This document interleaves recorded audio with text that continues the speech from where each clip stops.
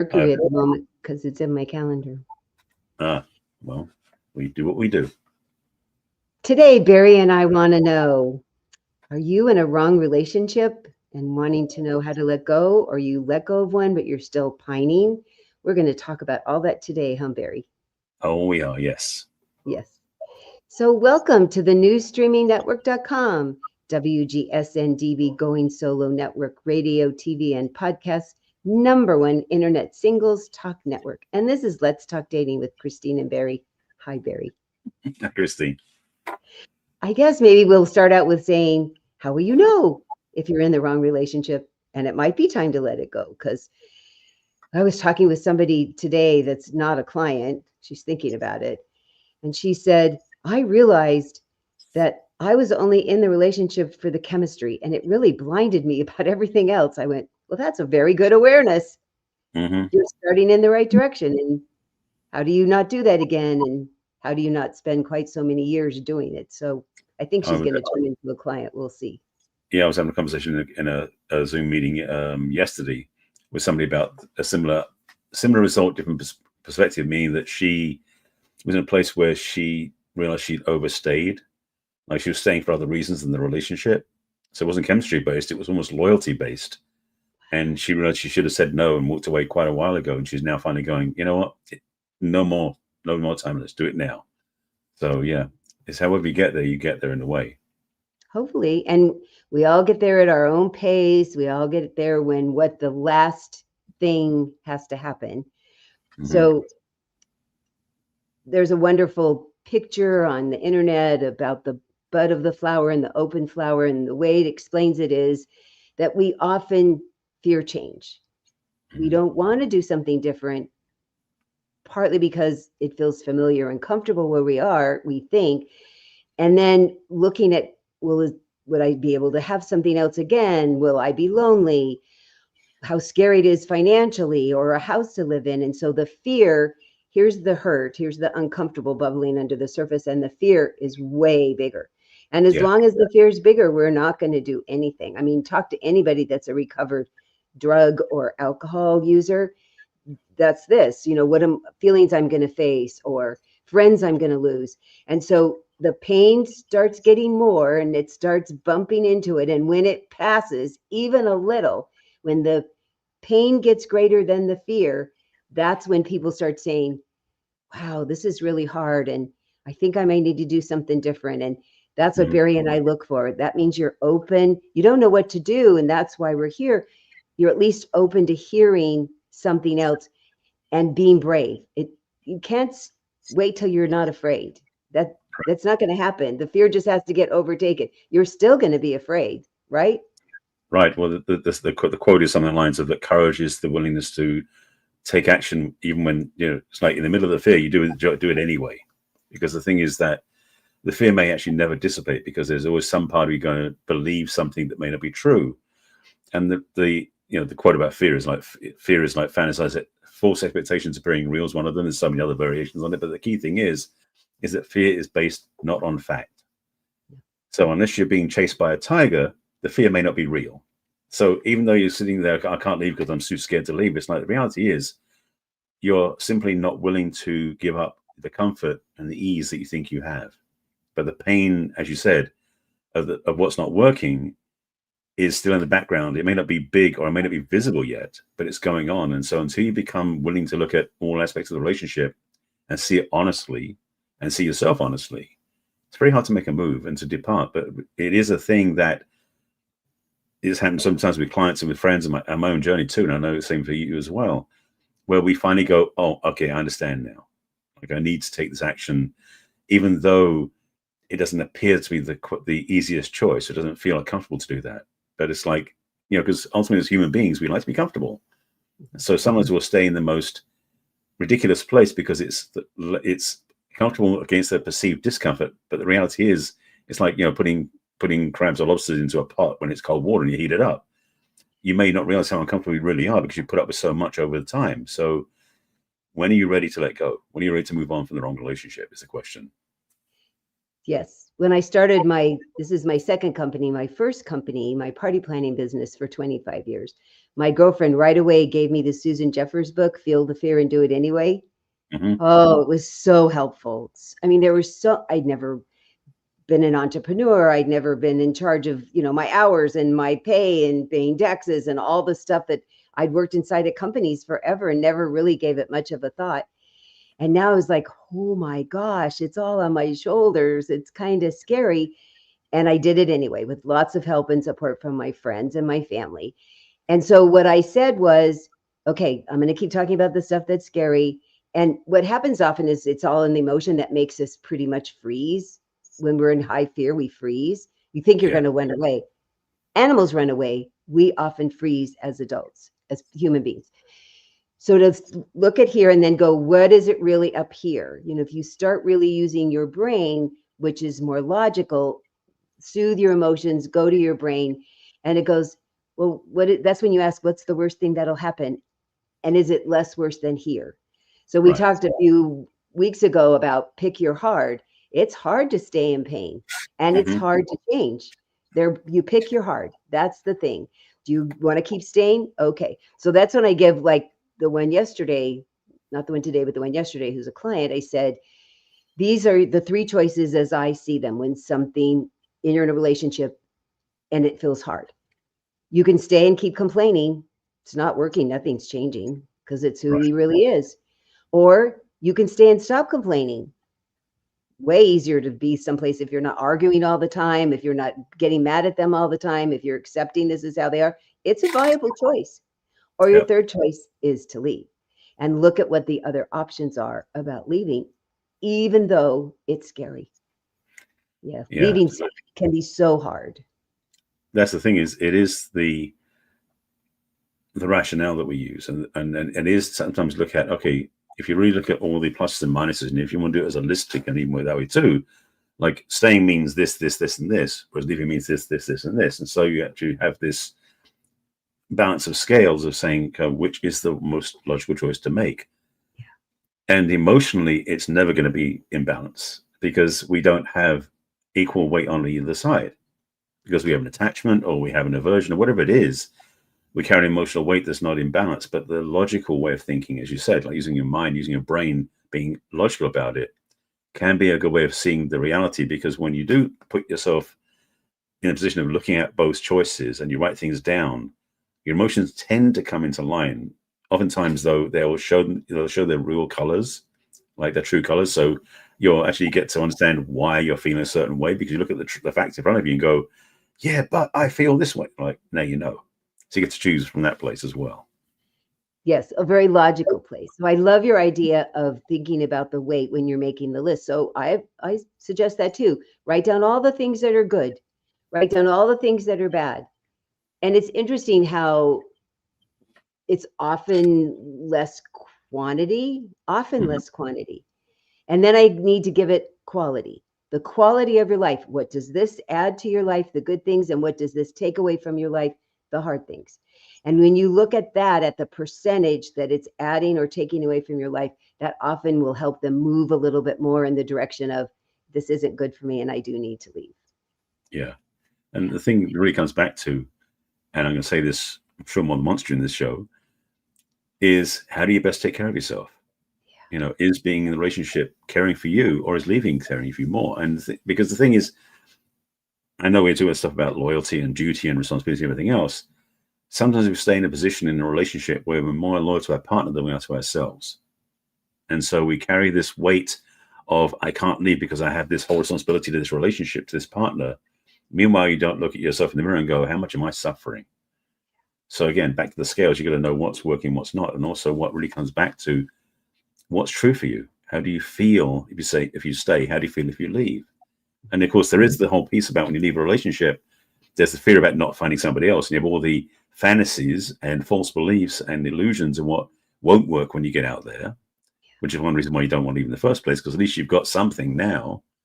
But the reality is, if you stay in the relationship, you won't avail yourself of the possibility of meeting somebody better or somebody new. So in some ways, you've got to walk away to be free enough to then meet somebody new and to go forward that way. I have a friend who hired a new housekeeper, and she's really easy to talk to and personable. So the they were chatting, and she'd been there 3 or 4 times. And the housekeeper brought up her living situation, and my friend was asking about it, and she said, well, I left somebody who beat me, and this guy's only hit me once. Oh. So I want to point that out, that Yes.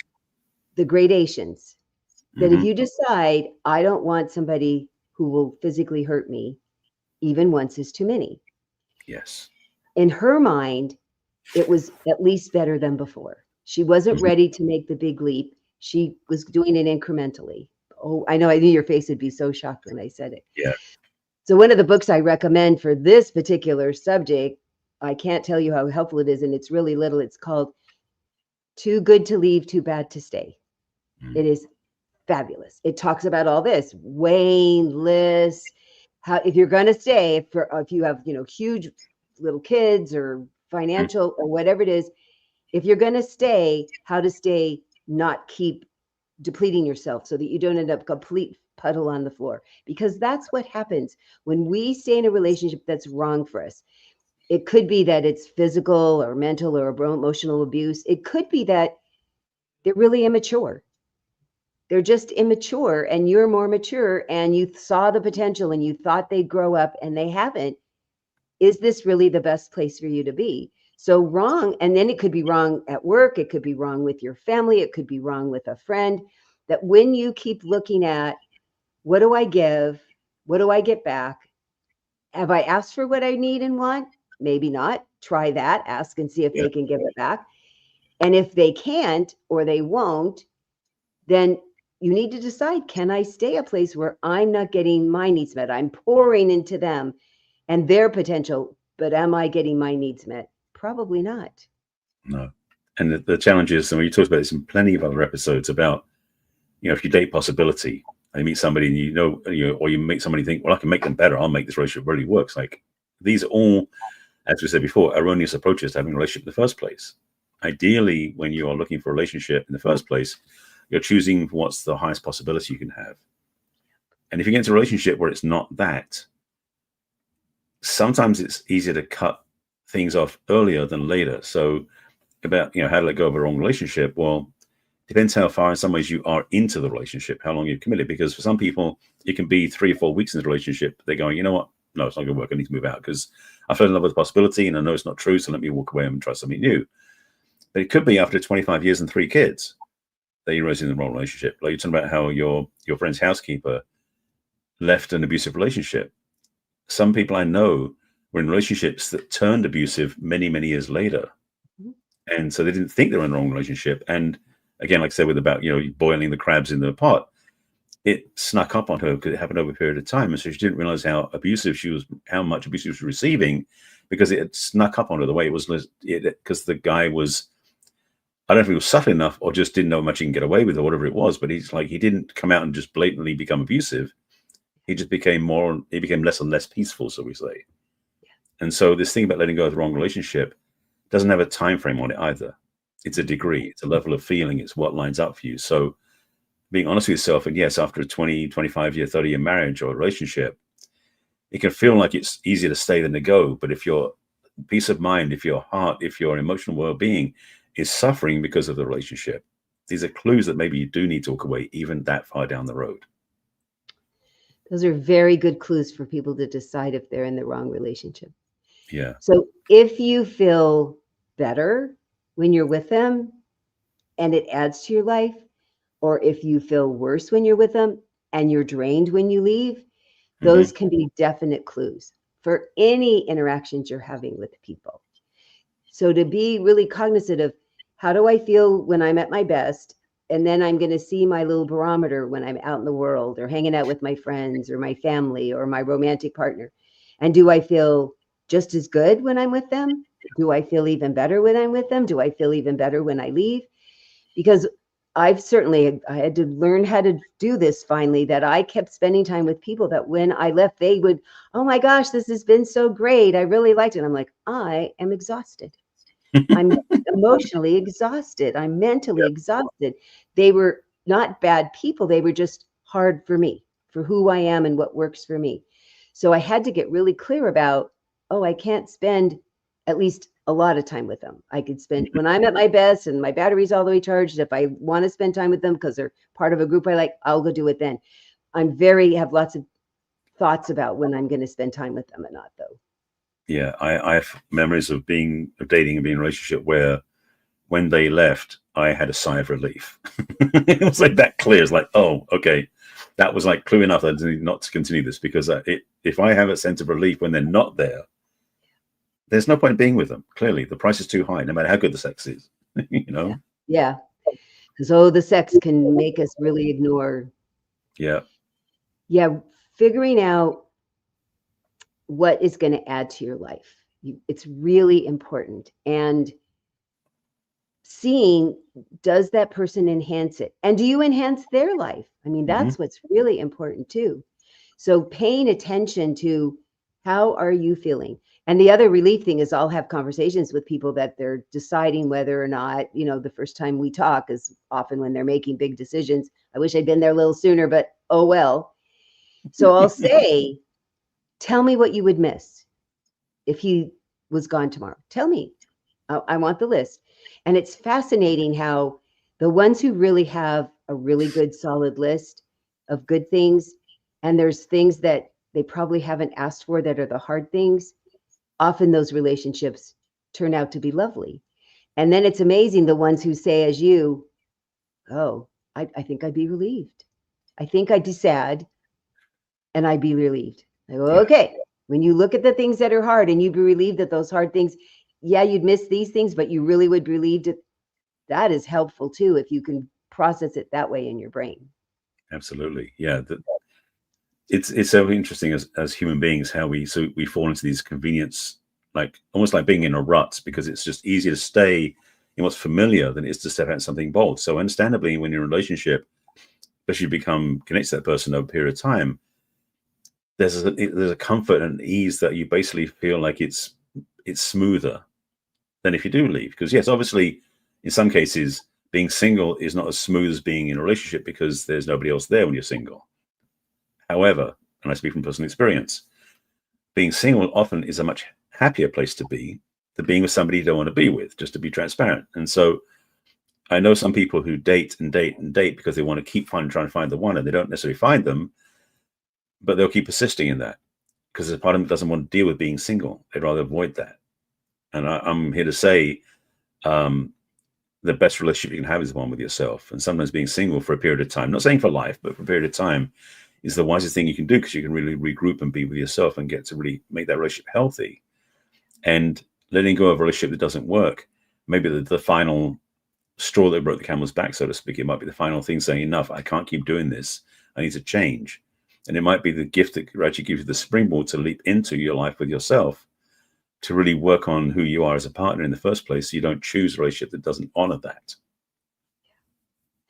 Because generally, people treat us the way that we let them, and it's often the way that we treat ourselves. Yes. So the nicer and kinder and careful we are about our energy and our thoughts and how we interact with people, the more settled and firm we are in that, the better off we're going to be of seeing how people treat us and how we say, I would like to be treated this way, and then wait and see what they say. And if they can't, then they're not your person.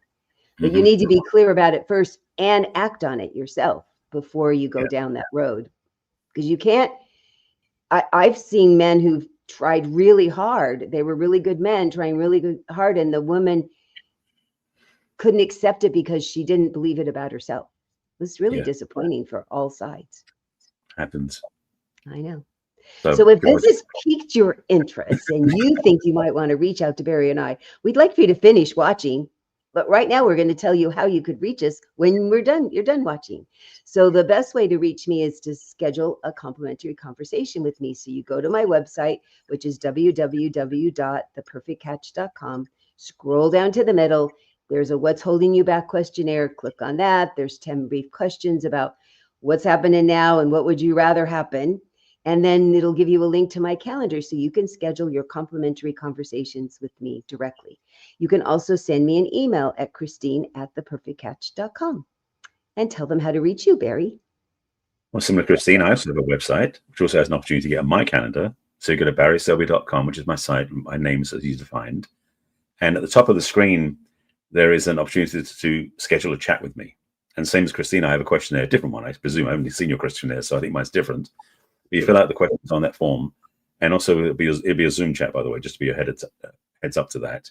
And you get on my calendar, and we can schedule a conversation, complimentary discussion of where you are, where you want to go, and if I can help you or not. And similarly to Christine, you can email me as well at barry@barrysober.com. And if you want to chat or reach out to me, one of those two ways will work. So we're going to take a break for our lovely station that we're broadcasting on, and we'll be right back to talk more about how to let go of the wrong relationship. Indeed.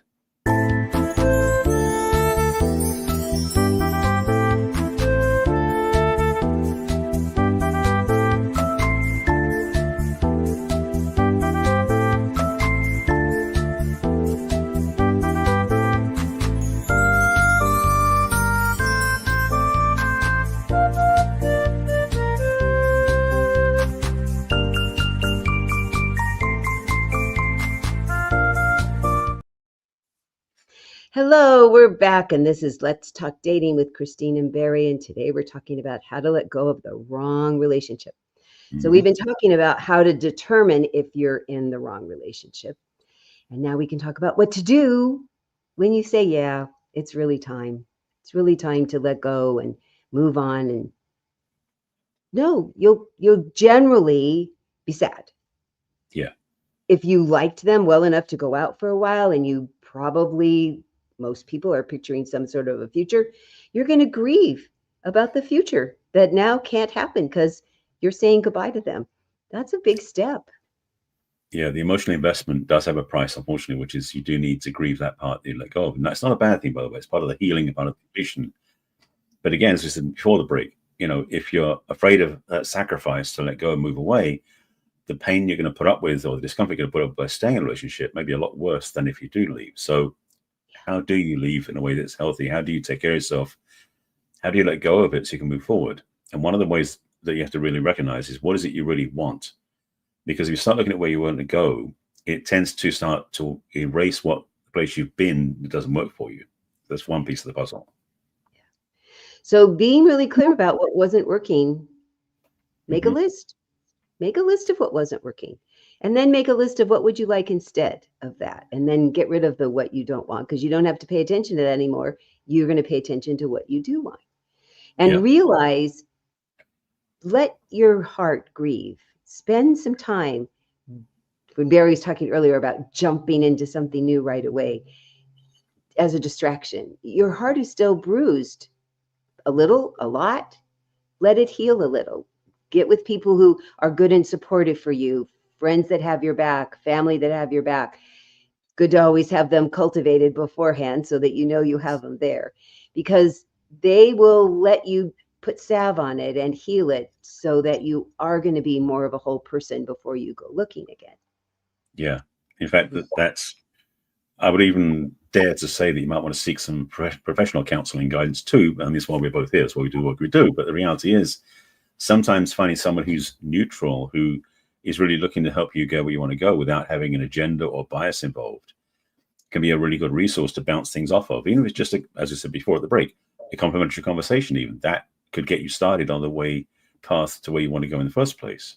The key thing is, though, is you want to stay clear in your own inner sanctum, your own heart, as I mentioned before the break as well, that your relationship with self comes first.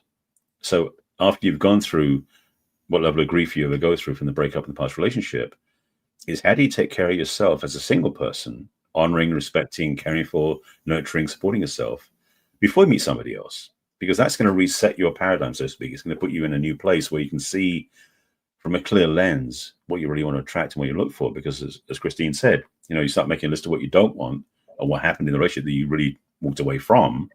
It gives you the inspiration to flip it to what it is you do want. Well, may not be want to jump into it yet, because the other thing is, when you take time out of a relationship to be with yourself and nurture your own relationship, you may start discovering a whole list of things you now require because you deserve it when you go into your next relationship. So taking that time to be with yourself between what you left and where you're going to go toward, ideally is going to revamp and reset, because the challenge is going to be If you don't do anything after you break up from your old relationship, you might attract a new one's just the same as the old one was. And frankly, Really good. that move forward. So yeah. Yeah, lots of people, both men and women, especially the widowed community, they don't like being alone. I mean, they were with a person sometimes for 50 years. Mm-hmm. And learning to be alone, even if it's 6 months, even if it's maybe hopefully a year, that you've learned more about yourself. You've learned you can count on yourself. Hopefully you've kept your friends, that you didn't go out to the island of the person, because that's really hard. Now you want to go back to your friends, that you've kept them and redevelop your friends, rediscover them, find interests that you maybe stop doing, especially if you're in the wrong relationship. Sometimes we do too big of a sacrifice of who we are and what we like spending our time with. So go back and do that. That will also help your heart. And because that list of what you want stays really fluid, as Barry mentioned, you will now add things to it. Well, I didn't even realize I have to have this. Mm-hmm. I thought it was a nice thing, but now I know it's mandatory. And now I've learned 3 other things I want to add to the list. So you start out with just the little list, and then you keep adding to it over time to say, now I'm even more clear, so I won't get into the wrong relationship again. Yeah. And by the way, just a sidebar for a second, this list we're talking about is not about their height and their weight and their physicality. It's about what qualities you get in a relationship. Just to be transparent, I want you to get that on the tape as well, so to speak, because it's tempting sometimes to think you want somebody who looks different than one before. And it's interesting because, as we talked about in previous episodes, and I talk about it in my work, in your relationships, you tend to notice the common threads. Even though the person may look totally different from the one before, the common thread keeps showing up. And in this context, if you've been in the wrong relationship, if you don't do something intentionally different, you will tend to attract a repeat pattern with a new face. Doesn't matter how good looking and different they are, the other person is. The same stuff, I mean, quotes, being a polite word, tends to show up. So it's really up to you to choose for yourself how you want to shift your own paradigm to really realign. And as Christine said, whether you're friends or seeking people who honor you outside the relationship, so you can discover, first of all, how amazing you are as a person on your own, and secondly, how you can trust and rely on that person. So when you go into new dates and new experiences, you're not looking to be filled up or possessed by or part of somebody else's life. You'll be your whole self. You're in relationships. When you move into a relationship, you'll be looking more for an equal partner than some codependent paradigm that we've also covered in past shows. Yeah. Barry and I've talked many times about how much we admire Alison Armstrong. Mm-hmm. And she has a boyfriend who they seem to be doing really well. It's been a few years after her husband died. And what she learned was, she started this in the middle of her marriage to Greg. And the more she learned, the more she realized he didn't know, and it was okay enough. But now that you get to pick a new person, she dated a couple people, and then she met this serious guy. And she said, well, you need to start from the beginning on all my recordings of all my information that I've done, and let me know what you think, because it's who I am. So I need you to catch up to me, and I need you to really see who I am. And this is the best way. And he did. He listened to every single thing and watched every single thing. And when this is mandatory to be in my life for me to be comfortable and for you to be comfortable. So she reassessed, starting over, I want somebody that can get to my level. He doesn't have to teach it or anything. He just has to understand her concepts. Right. And he, at first he was like overwhelmed, and then he went, oh, wow. And then he's like, oh, now I like you even more. Isn't that the reaction we want from our person?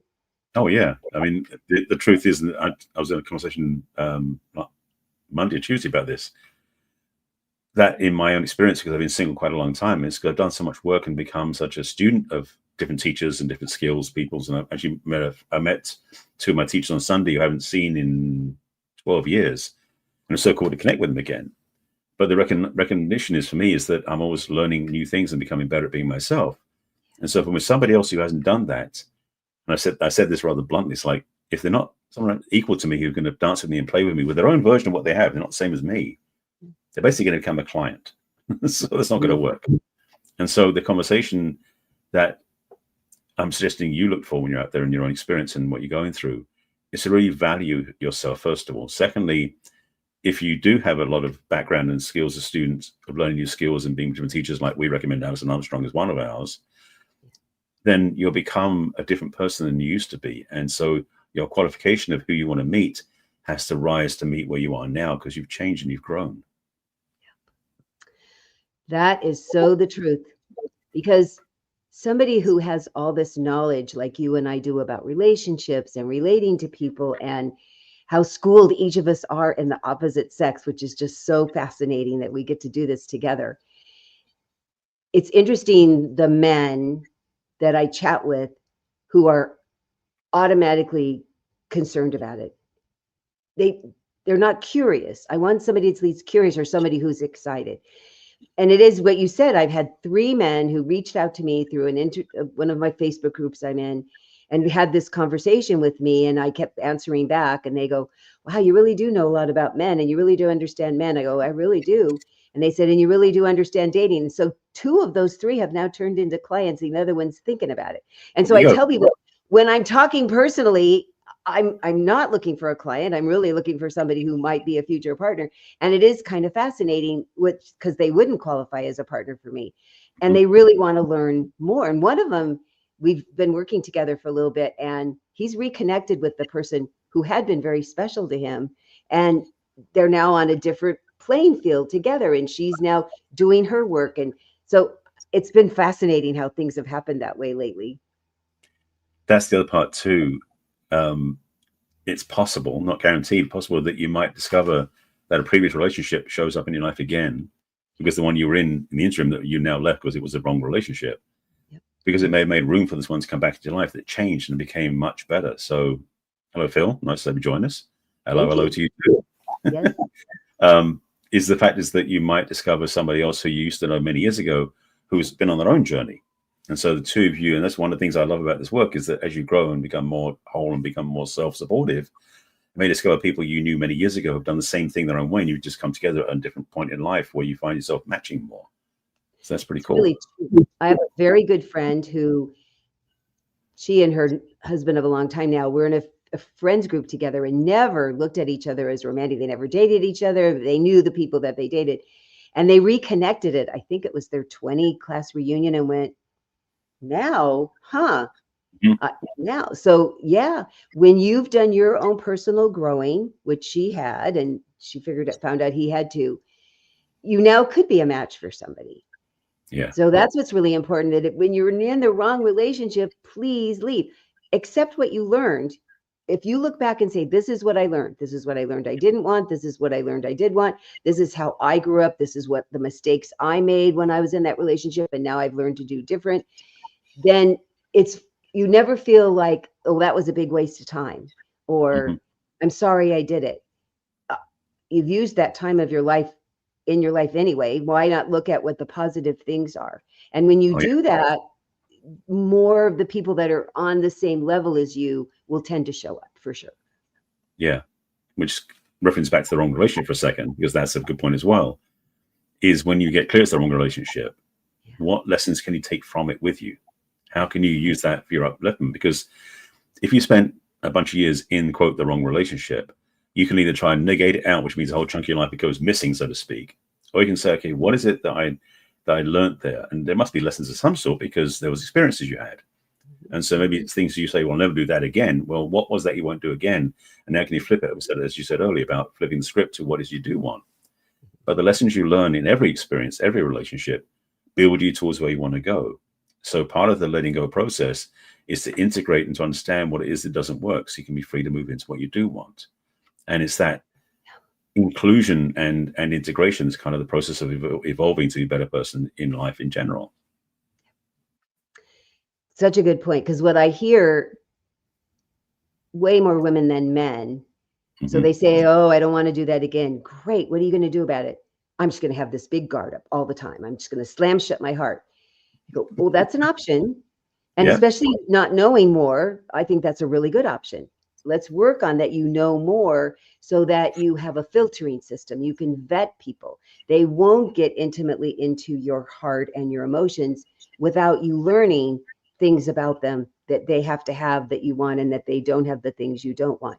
But if you put up barriers and close down your heart, the most wonderful person's going to just walk on by. I would walk on by if I found that somebody, their emotions were shut down. I get that you were hurt, but there's no room for me to get in there. There's no give and take back and forth if you slammed all the gates shut. Yeah, that is, so that's not a good option. No. Forever. Maybe initially, but not forever.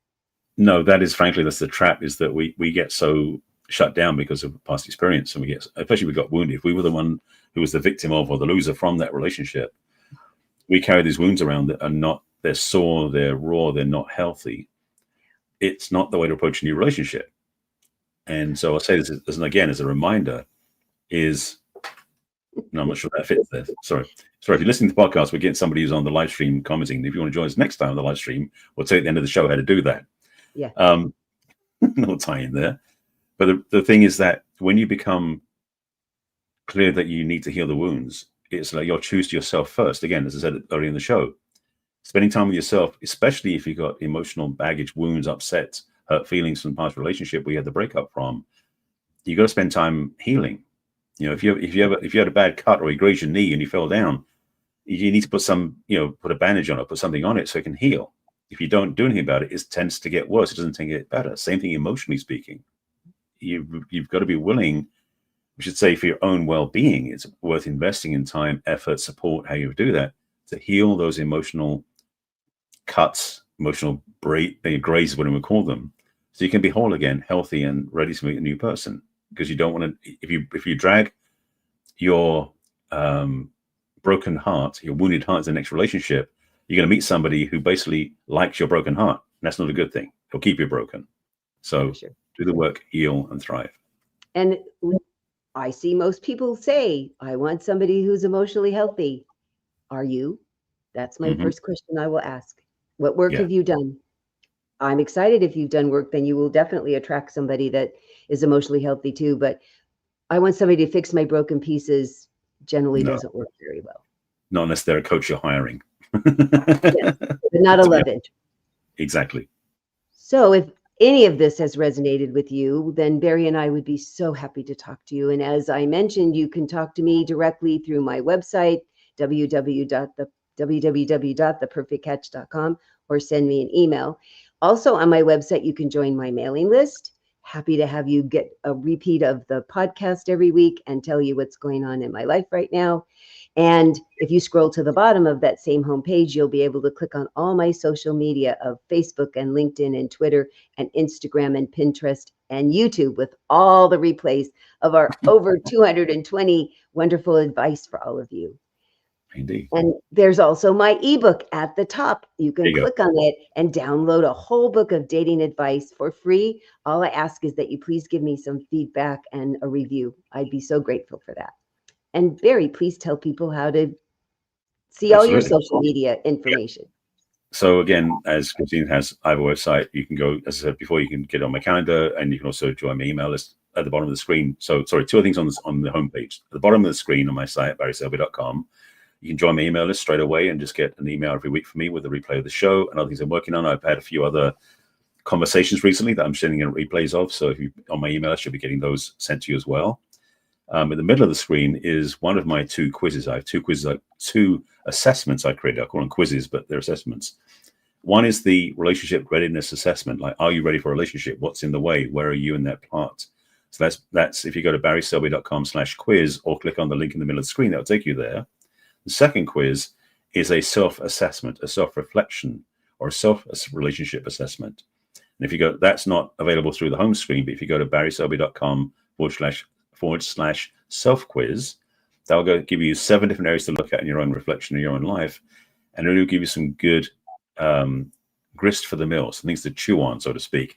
And also gives you a downloadable PDF that'll give you lots of guidance and support and assistance along the way. Also, on my site is also my book, but it's not a free one. You have to buy it. If you go to my website and go to barryselby.com/book, you can get my book there. And also there's an AI-generated audio review of my book, which I love. It's like a 12-minute conversation about my book, which I think is amazing that AI can do that. But that's another thing entirely. And on social media, you can find me as my name, Barry Selby, on YouTube, on LinkedIn, on, well, I'm not really on X anymore, but on Blue Sky, Facebook, and Pinterest, and then on Instagram and Threads, it's The Real Barry Selby. I'm also on Blue Sky as well. And you can watch us on repeat on Roku and Apple TV. And then you can also take us with you, huh, Barry? Yes, you can also watch us on YouTube, by the way, because we do get the Yeah. show put out there as well. So check us out there.